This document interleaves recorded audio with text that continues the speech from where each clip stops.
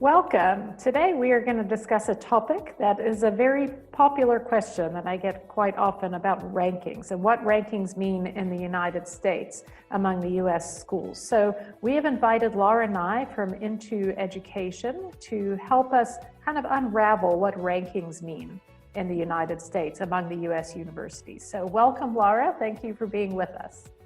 Thank you. I'm going to just share my screen here very quick. Thank you for the warm welcome, and it's good to be back here again with you, Heidi. As Heidi mentioned, my name is Laura, and I am the U.S. Specialist for Sub-Saharan Africa with Into University Partnerships. And before I joined Into, I was an independent education consultant in Kenya and mentored hundreds of students who went on to study in the U.S. So we always discussed rankings and what they mean. 20 years ago, rankings for undergraduate universities and programs were not nearly as influential as they are today. But I understand why, especially for international students, that rankings are a good place to start, okay? It's important to understand that there are several different sets of rankings. Some have information that is very relevant and useful, but others you need to know what goes into it before determining how much of an influence it's going to impact you and your decision to apply to the university or not. And I also want to add a big disclaimer. In the US alone, there are more than 2,200 four-year universities and colleges. And you add on top of that some community colleges, and you have more than 4,000 institutions of higher learning in the US. That means that there is literally something for everyone in the US, regardless of the type of student that you are. So I oftentimes compare college rankings to reviews that are posted on TripAdvisor. Bear with me. Some people will give 5 stars because they love it. They love the food, they love the ambiance, they love the service, the location, etc. And yet other people will give the same, let's say, restaurant, a critical, angry 1-star review. But why? Because TripAdvisor is objective. It is people's opinions, and you might not share them. And people have different needs and opinions and as to what makes a restaurant good. And the same thing can be said for a college experience. There is a lot of room for opinion, and this will make more sense as we talk about college rankings in a minute. So while college rankings can be a good source of information and a good place to start, they don't paint the full picture. And to put college rankings into context, we need to know the methodology used to create them, and even that can be convoluted, right? Because a university's rankings can change depending on the guide that you're looking at. All right, let's see, next slide. There we go. So for the US, there are 2 main college ranking entities that are updated annually that are used, I think, most by international students to look and compare apples to apples with US universities. So we use the US News and World Report, and then also the Times Higher Education. And there's a caveat with the Times Higher Education because there is Times Higher Ed, but then there's also the Wall Street Journal collaborating with the Times Higher Education. And for US purposes, I think it's important for international students to look at Times Higher Ed and Wall Street Journal, which is what's on this slide and what I've broken down for you. What I've come to understand is that the Times Higher Education puts more emphasis on research excellence, on a global scale, whereas the Wall Street Journal and Times Higher Ed is more student focused and are comparing apples to apples with universities in the US. So again, for the US, international students should look at the Times and Wall Street Journal rankings. And this is how rankings are divided. So you'll see on the slide, for Wall Street Journal and Times, the rankings uses a balanced scorecard approach with 15 individual performance indicators combined into 4 key areas that will create an overall score to reflect the broad strength of the institution. Wow, I'm stuttering. Outcomes, you'll see. So both US News and Times and Wall Street Journal have a significant emphasis on outcomes. And the outcomes, I feel, is the most important aspect of any institution of higher learning. It looks at the areas for graduation and retention rates, debt after graduation, the academic reputation, and the value added by the university's teaching to salary. And what that means is that it looks at the success of transforming people's life chances, not just the academically inclined and wealthiest students who usually already have that upper hand in life. The other percentage that you'll see is resources, and students and families need to know if a college has the right resources to provide the facilities and support needed to succeed.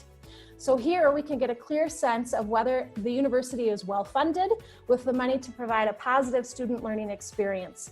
And this area also looks at the student-faculty ratio and the quality or the amount of research published by faculty.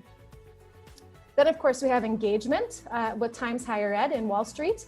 And this area not only looks at the student engagement with social activities, but also how connected and engaged students are with their professors. It also factors in student-faculty interaction and to what extent the university provides opportunities for collaborative learning, whether that be research or internships, etc. And then the environment. And this final category for Times and Wall Street looks at the makeup of the student body at each campus. It takes into consideration the international student population, the racial and ethnic diversity of students and faculty, and also the percentage of first-generation students. And those who are, and a first-generation student is someone who is the first in their family to attend a college, all right?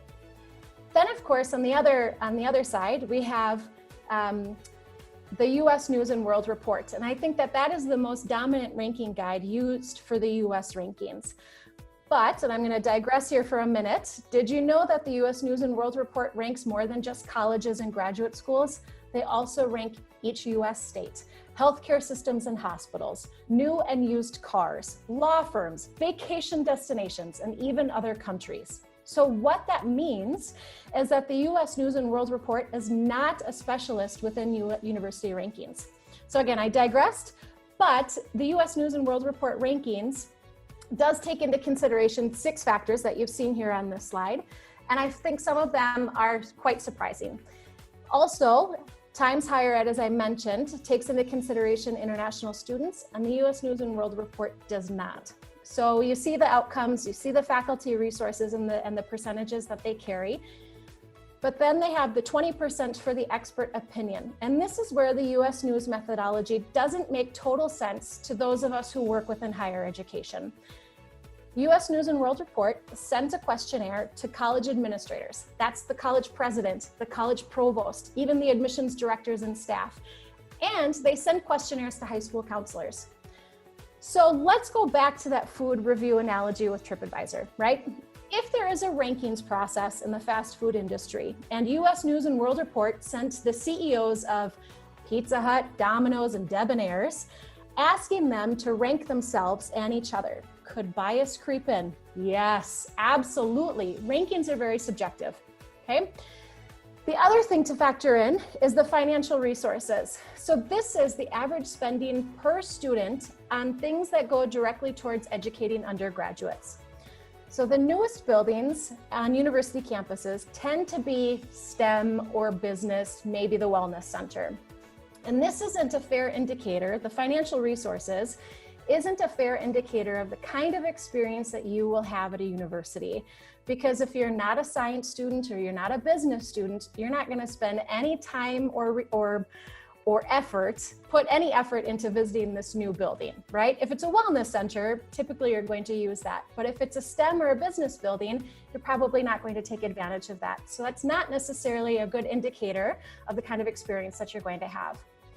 And then finally, I want to just touch on alumni giving, because US News and World Report does put 5% of their methodology in behind that. And the alumni giving is actually the percentage of living alumni with bachelor's degrees who gave to their alma mater during a given year. So the amount donated is not a factor. It's just the number or the percentage of single donors who have donated their money, right? So how does this impact your college experience? It does not, right? In my opinion, it's a weak way to measure a graduate satisfaction and continued engagement with their alma maters. I can tell you when I graduated from university 15 years ago, I'm not donating to my alma mater. I am in fact donating to the university that I worked with for 6 years, because I have more of a connection there than I do with my alma mater, but I still loved my university experience. So alumni giving shouldn't really be factored into the methodology.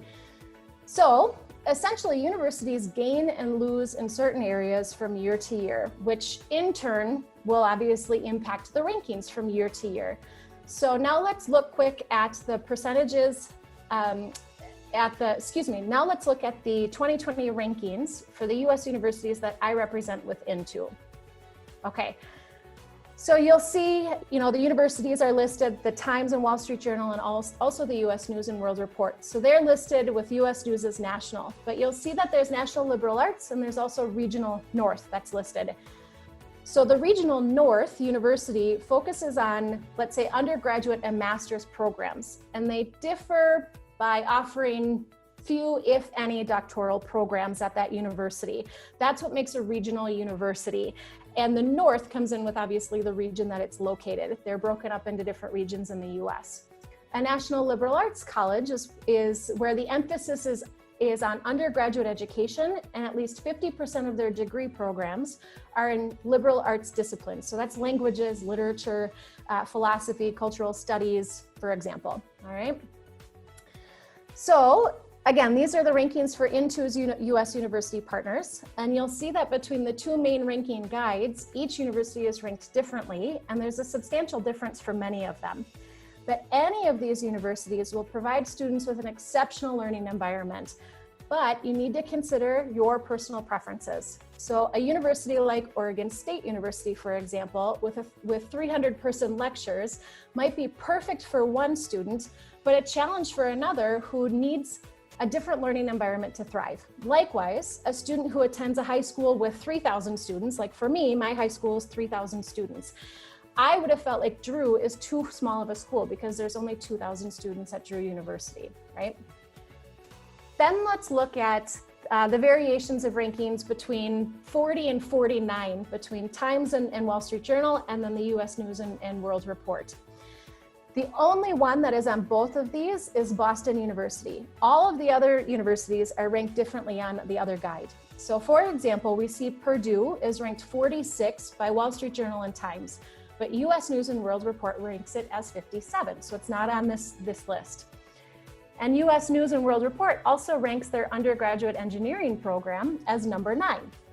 The University of Washington, we see here, is ranked 42, but 62 by US News and World Report.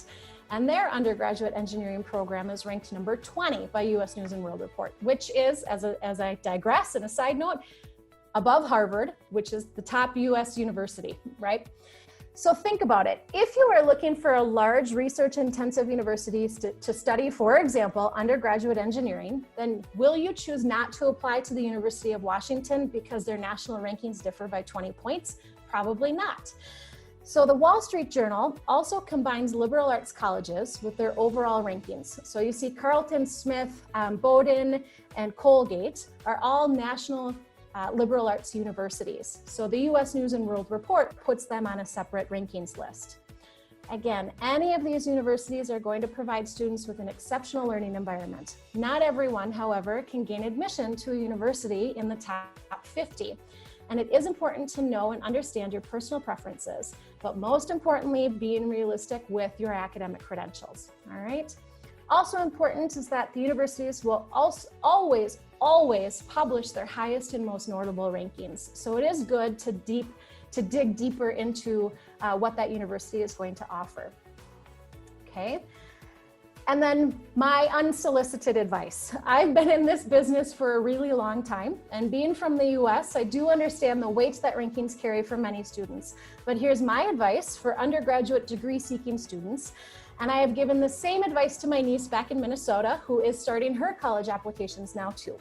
So my first piece of advice is take rankings with a grain of salt. They are a very good place to start, but go deeper and beyond the numbers. You as a person and as a college applicant are way more than just your grades or test scores. So don't look at your future university also just as a number, okay? The university's rankings are not going to determine your personal success in life. My second piece of advice is the world is not made up of only people who attended top 100 schools. As I mentioned before, there are more than 2,200 four-year universities in the US, and there is a place for everyone. And yes, that stands to be repeated. You may not have heard of most US universities, but that doesn't mean it's not a great place for you to study, live, and thrive. In fact, most people in the United States haven't heard of more than 50 US universities. So keep that in mind.